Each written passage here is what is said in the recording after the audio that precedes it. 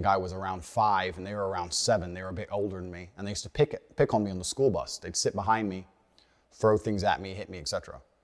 And I came home and I told my dad about it. I said, Dad, these 2 kids are picking on me every single time I get the school bus. I don't know what to do. And my dad said, I'm not going to call the teacher because the teacher ain't on the bus. And I'm not going to call the school bus driver because they're busy driving. Son, if you want to deal with this, you're going to have to deal with it yourself. And I said, but Dad, they're bigger than me. What do you want me to do? There's 2 of them and they're bigger than me. And at the time, I'd just come home from school and I was holding a lunchbox. And my dad pointed and said, you have a lunchbox, son? Teach them.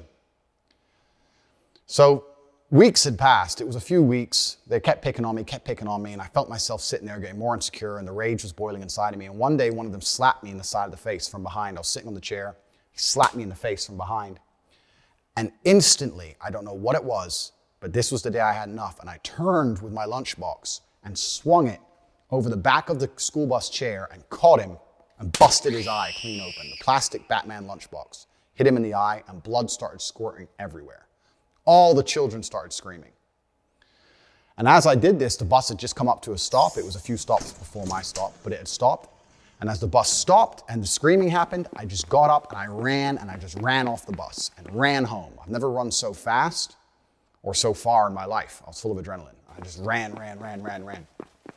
When I got home, I had blood on my clothes, and my dad looked at me. He said, what happened? And I said, that kid, I won't say his name. I said his name at the time. I said, that kid, he hit me in the face, and I had enough of getting hit in the face. And I was still holding the lunchbox, but it was all smashed up where I'd hit him with it. And my dad kind of smiled a little bit and said, don't worry, son, get in the car. We got in the car and we went to Walmart. We walked up and down the aisle, and he looked and picked up another lunchbox, an exact replica of the same blue Batman lunchbox, gave it to me and said, I'll buy you as many of these as you need.